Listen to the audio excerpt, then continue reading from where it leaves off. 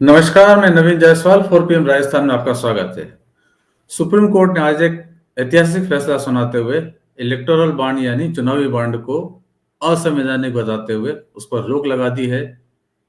यानी अब देश के अंदर जो भाजपा सरकार इलेक्टोरल बॉन्ड लाई थी, वो योजना अब रुक गई है। उसके माध्यम से चुनावी चंदा राजनीतिक पार्टियों को नहीं मिलेगा। यह फैसला आज सुप्रीम कोर्ट ने सुनाया है। आधार उसका ये बताया है कि इलेक्टोरल बॉन्ड की जानकारी को सार्वजनिक नहीं करना सूचना के अधिकार का उल्लंघन है। इसलिए सुप्रीम कोर्ट ने फैसला दिया और साथ में यह फैसला भी दिया है कि इलेक्टोरल बॉन्ड से संबंधित सारी जानकारी वो सार्वजनिक की जाए। इसके लिए चुनाव आयोग को और एसबीआई को निर्देश दिए गए हैं कि एसबीआई ये जानकारी चुनाव आयोग को देगा और चुनाव आयोग अपनी वेबसाइट पर प्रकाशित करेगा कि अब तक जितने भी इलेक्टोरल बॉन्ड खरीदे गए हैं वो किसने खरीदे हैं, किस अमाउंट के खरीदे हैं और किस पॉलिटिकल पार्टी को वो दिए गए हैं। ये सारी जानकारी अब सार्वजनिक होगी, जो अब तक सरकार छुपाना चाह रही थी। इलेक्टोरल बॉन्ड में उसने व्यवस्था की थी कि किसी भी तरह की जानकारी सार्वजनिक नहीं की जाएगी, लेकिन सुप्रीम कोर्ट ने सरकार के इस फैसले को पलट दिया है और जो गुमनाम तरीके से, गुपचुप तरीके से, या जो आशंका थे कि काले धन का इस्तेमाल हो रहा है, दुरुपयोग हो रहा है इसका, वो सारी आशंकाएं को मानते हुए सुप्रीम कोर्ट ने यह फैसला सुनाया है। दरअसल मोदी सरकार जब इस योजना को लेकर आई थी, तब से इसके दुरुपयोग पर सवालिया निशान थे। संदेह का दायरा बड़ा था कि इस बॉन्ड का किस तरह से दुरुपयोग हो सकता है, क्योंकि कौन खरीद रहा है और किसे दे रहा है इसके बारे में कोई भी जानकारी सार्वजनिक नहीं की जा रही थी। जबकि सरकार के पास अप्रत्यक्ष रूप से वो जानकारी उपलब्ध हो सकती थी, सरकार उसका दुरुपयोग कर सकती थी, सरकार यानी सत्ताधारी दल उसका दुरुपयोग कर सकता था। ऐसी आशंकाएं थी, जिसको लेकर मामला सुप्रीम कोर्ट तक गया था। सुप्रीम कोर्ट ने इसके ऊपर फैसला सुनाया है। तो किस तरह से इसका दुरुपयोग होने की संभावना थी, क्या फेरबदल किए गए थे जिसके कारण दुरुपयोग हो रहा था और किसे इसका फायदा मिल रहा था, इस खबर में इसी पर बात करेंगे। सबसे पहले बात करते हैं कि सुप्रीम कोर्ट ने जो डायरेक्शन दिए हैं वो क्या है। सुप्रीम कोर्ट ने आज जो फैसला सुनाया है उसमें साफ कहा है कि चुनावी बॉन्ड जारी करने वाले बैंक अब बॉन्ड जारी करना बंद कर दें और एसबीआई यानी स्टेट बैंक ऑफ इंडिया प्रत्येक चुनावी बॉन्ड खरीदने वाले का नाम और वो बॉन्ड की कीमत क्या है, इसकी जानकारी चुनाव आयोग को उपलब्ध कराए। साथ ही एसबीआई प्रत्येक बॉन्ड को कैश कराने वाले राजनीतिक दल उसे कैश कराने की तारीख और उस अमाउंट की जानकारी भी चुनाव आयोग को दे। इसके लिए सुप्रीम कोर्ट ने टाइम लिमिट भी तय की है। एसबीआई को निर्देश दिए कि 6 मार्च तक ये सारी जानकारी चुनाव आयोग को उपलब्ध करा दे और चुनाव आयोग से कहा है कि जब एसबीआई से जो जानकारी मिल रही है उस जानकारी को 13 मार्च तक अपनी वेबसाइट पर प्रकाशित कर दे। यानी इलेक्टोरल बॉन्ड को लेकर जब तक गोपनीयता बरती जा रही थी सरकार के स्तर पर, अब वो गोपनीयता खत्म हो जाएगी और 13 तारीख को देश ये जान सकेगा कि इलेक्टोरल बॉन्ड किसने खरीदे हैं, कितने खरीदे हैं और किस पार्टी को दिए हैं। ये सारी चीजें अब सार्वजनिक हो जाएगी, जो अभी तक गोपनीय बनाई हुई थी मोदी सरकार के द्वारा। सुप्रीम कोर्ट ने जो फैसला लिया है उसका आधार यही बताया है कि चुनावी बॉन्ड को अज्ञात रखना सूचना के अधिकार 19(1)(a) का उल्लंघन है। यानी सूचना के अधिकार के तहत चुनावी बॉन्ड भी आते हैं, उन्हें इससे अलग नहीं रखा जा सकता है। एक बड़ा कारण तो ये था और दूसरा, सुप्रीम कोर्ट ने कुछ संदेह भी जारी किए हैं इसको लेकर। चीफ जस्टिस ऑफ इंडिया ने कहा है कि राजनीतिक पार्टियों को आर्थिक मदद करने से उसके बदले में कुछ और प्रबंध करने की व्यवस्था को बढ़ावा मिल सकता है, यानी इसका दुरुपयोग हो सकता है, ये संदेह जताया है। और साथ ही कोर्ट ने कहा है कि कंपनी की ओर से की गई फंडिंग शुद्ध रूप से व्यापार होती है,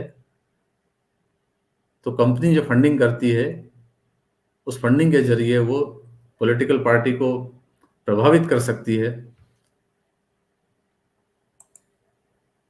और साथ ही सुप्रीम कोर्ट ने यह भी कहा है कि चुनावी फंड के लिए कंपनी एक्ट में संशोधन मनमाना और असंवैधानिक कदम है। कंपनी एक्ट में जो संशोधन किया गया यह एक बड़ा खेल था। दरअसल कंपनी एक्ट 2013 के तहत कोई भी कंपनी किसी भी पॉलिटिकल पार्टी को चंदा दे सकती है। इसमें बदलाव से पहले कुछ शर्तें थी। डोनेशन को बोर्ड से मंजूरी मिलने का नियम था, डोनेशन कैश में नहीं दिया जा सकता है, और चंदे का जिक्र जो है कंपनी के प्रॉफिट एंड लॉस अकाउंट में होना चाहिए, और कंपनी 3 साल तक मिलने वाले औसत मुनाफे के 7.5% से ज्यादा चंदा नहीं दे सकती थी। यानी कंपनी कितना चंदा दे सकती है इसकी भी लिमिट तय कर रखी थी कि इससे ज्यादा चंदा नहीं दे सकती है। लेकिन 2017 में जब ये परिवर्तन हुआ तो उसके बाद कंपनी की ओर से दिए जाने वाले चंदे पर लगी लिमिट को हटा दिया गया है। यानी कोई भी कंपनी अब किसी पार्टी को कितना भी चंदा दे सकती है, और साथ में उस पार्टी का नाम बताने की भी उसे अब कोई जरूरत नहीं है, कोई बाध्यता नहीं है। ये कंपनी एक्ट में फेरबदल किया गया था, जिसे सुप्रीम कोर्ट ने असंवैधानिक बताया है। दरअसल सुप्रीम कोर्ट में जो मामला गया था, जो याचिकाएं लगाई गई थी, उसमें कांग्रेस की तरफ से भी थी, सीपीएम की तरफ से भी थी, और एडीआर की तरफ से भी थी, एसोसिएशन फॉर डेमोक्रेटिक रिफॉर्म्स, जो चुनाव सुधार के लिए काम कर रहे हैं, उनकी वो एडीआर है। तो जो याचिका लगाई गई थी, उस याचिका में इलेक्टोरल बॉन्ड को यह कहते हुए चुनौती दी गई थी कि ये सूचना के अधिकार का उल्लंघन है कि आप बॉन्ड की जानकारी किसी को नहीं दे रहे हैं, और साथ ही कॉर्पोरेट फंडिंग के खिलाफ भी कहा गया था कॉर्पोरेट फंडिंग स्वतंत्र और निष्पक्ष चुनाव के खिलाफ है। ये याचिकाकर्ताओं के तर्क थे।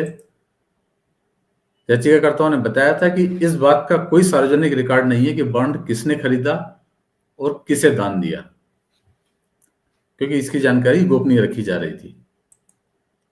लेकिन सरकारी बैंक के पास, जो बॉन्ड जारी करने वाला बैंक है, उसके पास और एसबीआई के पास इस बात की पूरी जानकारी होती थी कि कोई भी बॉन्ड किसने खरीदा है और वो किसे दान दिया गया है।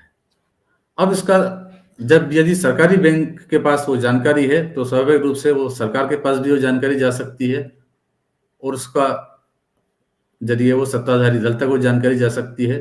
तो याचिकाकर्ताओं ने यह तर्क दिया था कि इलेक्टोरल बॉन्ड जो है वो सत्ताधारी पार्टी को अनुचित तरीके से फायदा पहुंचाने वाले होते हैं।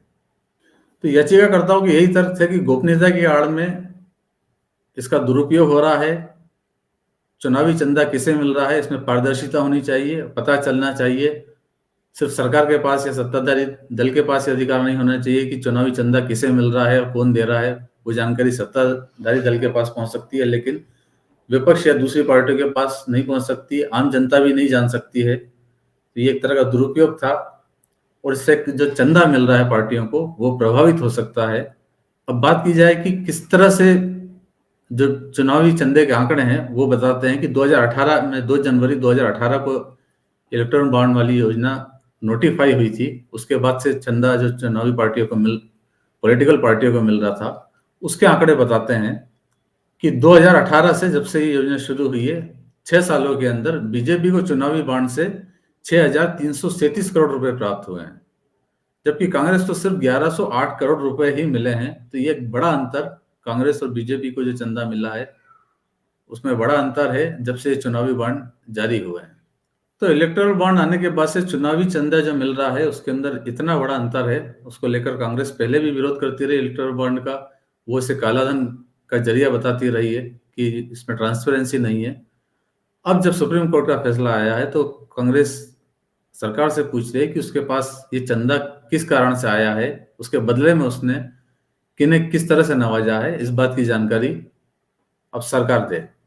जो 95% इलेक्टोरल बॉन्ड्स का पैसा एक पार्टी यानी कि भारतीय जनता पार्टी को मिला, हम भी ये जानना चाहते हैं, देश भी ये जानना चाहता है कि उसके एवज में आपने क्या हवाई अड्डे बेचे हैं, आपने क्या कोयले की खदानें बेची हैं, आपने क्या किया है, या एमएलए खरीदे हैं, या नए सूट सिलवाए हैं। ये जानने का हक हम सबको है, या नए हवाई जहाज खरीदे हैं, हमें नहीं मालूम आपने क्या खरीदा। 95% यानी कि 5,200 करोड़ रुपए भारतीय जनता पार्टी के अकेले के खाते में इलेक्टोरल बॉन्ड से आया है। हम माननीय सर्वोच्च न्यायालय के इस आदेश का खुले दिल से स्वागत करते हैं, और हम ये मांग दोहराते हैं कि SBI, state bank of India, उस तमाम जानकारी को सार्वजनिक पटल पर रखे जिससे कि जनता को यह मालूम पड़े किसने कितना पैसा किसको दिया। आपको याद होगा कि ये electoral bond scheme Bharatiya Janata party की मोदी सरकार मनी बिल के तौर पे लेकर आई थी, ताकि राज्यसभा में इस पर कोई चर्चा ना हो, कोई बहस ना हो और सीधा पारित हो जाए। आज भी हमें डर है और हमारा डर भी जायज है। हमारा डर यह है कि कहीं फिर से कोई अध्यादेश जारी ना हो जाए ताकि इस सुप्रीम कोर्ट के आदेश से बच जाए सरकार। ये डर हमारा जायज है, इस डर को हम आपके साथ साझा कर रहे हैं।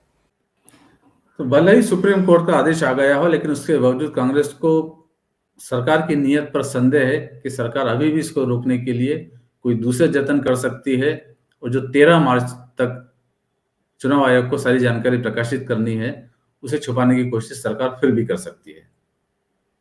तो फिलहाल इस वीडियो में इतना ही। अंत में एक बार फिर आपसे यही कहना है कि 4PM राजस्थान चैनल को सब्सक्राइब जरूर करें और इस वीडियो के लिंक को जितना ज्यादा हो सके उतना शेयर भी करें। नमस्कार।